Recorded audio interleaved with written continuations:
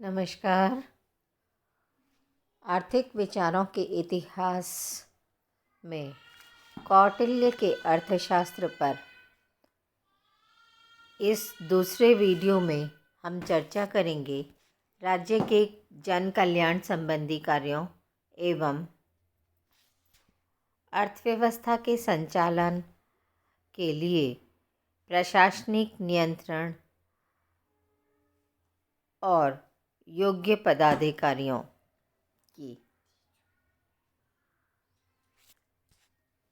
कौटिल्य ने राज्य द्वारा किए जाने वाले जन कल्याण संबंधी कार्यों की विस्तृत सूची प्रस्तुत की और राज्य के लोक कल्याणकारी स्वरूप को स्पष्ट किया।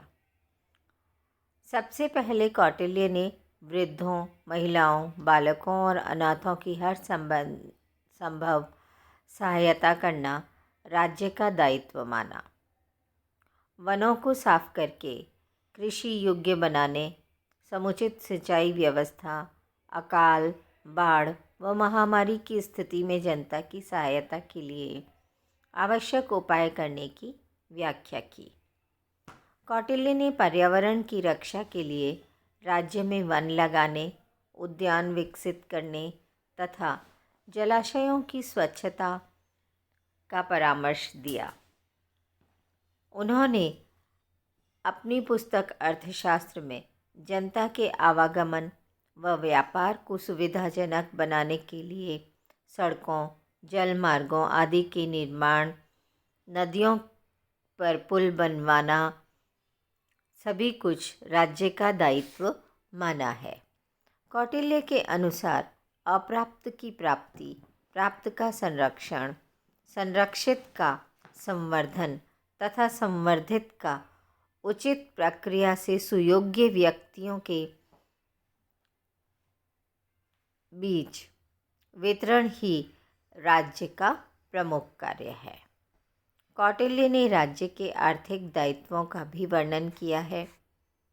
उन्होंने राज्य के अहस्तक्षेपवादी सिद्धांत का समर्थन नहीं किया, बल्कि राज्य के विभिन्न व्यवसायों में लगे हुए लोगों की गतिविधियों को नियंत्रित करने, उत्पादित वस्तुओं का मूल्य निर्धारित करने, किसी विशेष व्यापार या वाणिज्य में किसी व्यापारी के एकाधिकार को समाप्त करने आदि के माध्यम से अर्थव्यवस्था पर प्रभावशाली नियंत्रण रखने का भी परामर्श दिया है।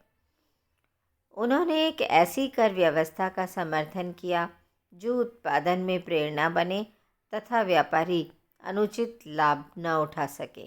राज्य को कौटिल्य ने परामर्श दिया है कि वह समुचित उपायों द्वारा निरंतर देखता रहे कि व्यापारियों और व्यवसायियों द्वारा प्रजा का किसी प्रकार का शोषण नहीं हो सके। कृषि की उन्नति, कृषकों की दशा में सुधार के लिए सिंचाई की समुचित व्यवस्था करने तथा किसानों की आवश्यकता अनुसार उन्हें पशु, बीज, धन आदि की सहायता करने के लिए भी राज्य को प्रयत्न करना चाहिए। इसके पश्चात उन्होंने अपनी पुस्तक अर्थशास्त्र में, जो कि मूलतः राजनीतिक अर्थशास्त्र के रूप में ही लिखी गई है, उन्होंने अर्थव्यवस्था के संचालन एवं प्रशासनिक नियंत्रण के लिए योग्य पदाधिकारियों को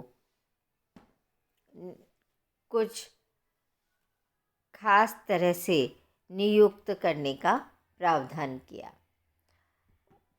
उनके पुस्तक में जिन प्रशासनिक पदाधिकारियों का वर्णन है वे इस प्रकार हैं। सबसे पहले उन्होंने उन लोगों को जो कि राज्य के वित्त विभाग के शीर्षस्थ अधिकारी हों, जिनका मुख्य कार्य करारोपण तथा राज्य की आय व्यय का हिसाब किताब रखना और बजट बनाना हो, ऐसे अधिकारी को उन्होंने समाहर्ता का नाम दिया। दूसरे हैं सन्निधाता। सन्निधाता राज्य के भंडार गृहों पर प्रभारी माने गए।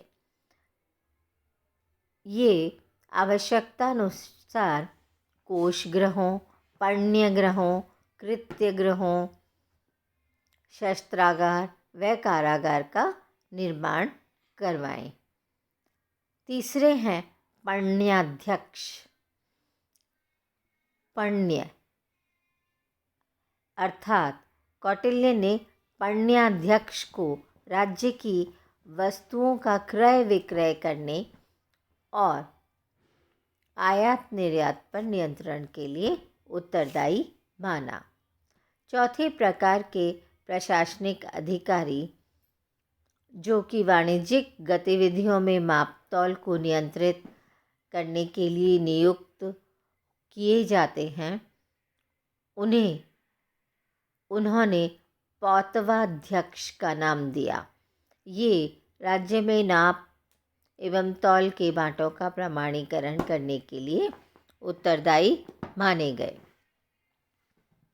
पांचवें प्रकार के प्रशासनिक अधिकारी को उन्होंने शुल्काध्यक्ष कहा, जो नगरों की सीमाओं में आने वाली वाणिज्यिक वस्तुओं पर चुंगी वसूलने के लिए उत्तरदायी माने गए। सूत्राध्यक्ष ये राज्य में वस्त्रों का उत्पादन तथा वस्त्र उत्पादन के विभिन्न चरणों में लगे लोगों की गतिविधियों का नियमन करने के लिए उत्तरदायी माने गए। सातवें प्रकार के प्रशासनिक अधिकारी का नाम सीताध्यक्ष दिया गया, जो कि राज्य में कृषि विभाग का अधिकारी प्रभारी होता था। राज्य में कृषि व्यापार में वृद्धि, कृषि योग्य भूमि का विस्तार, कृषि को प्राकृतिक आपदाओं से होने वाली क्षति से सुरक्षा तथा कृषि कार्य के विभिन्न पक्षों पर किसानों को उचित परामर्श देने का कार्य करता था।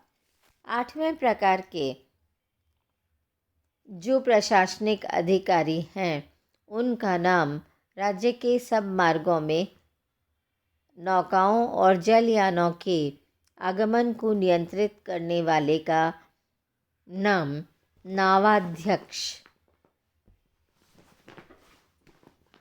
के रूप में बताया गया।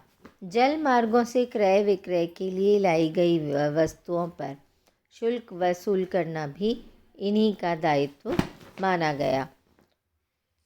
अंतिम प्रकार के जो अधिकारियों का वर्णन उनकी पुस्तक में मिलता है, वे हैं गौ अध्यक्ष। सेना के काम आने वाले पशुओं के अतिरिक्त अन्य पशुओं जिनका उपयोग कृषि कार्यों में अथवा अन्य गतिविधियों के लिए होता है, पशुओं की देखभाल और सुरक्षा के लिए उपाय करना भी इन्हीं गौ अध्यक्ष का दायित्व माना गया है। धन्यवाद।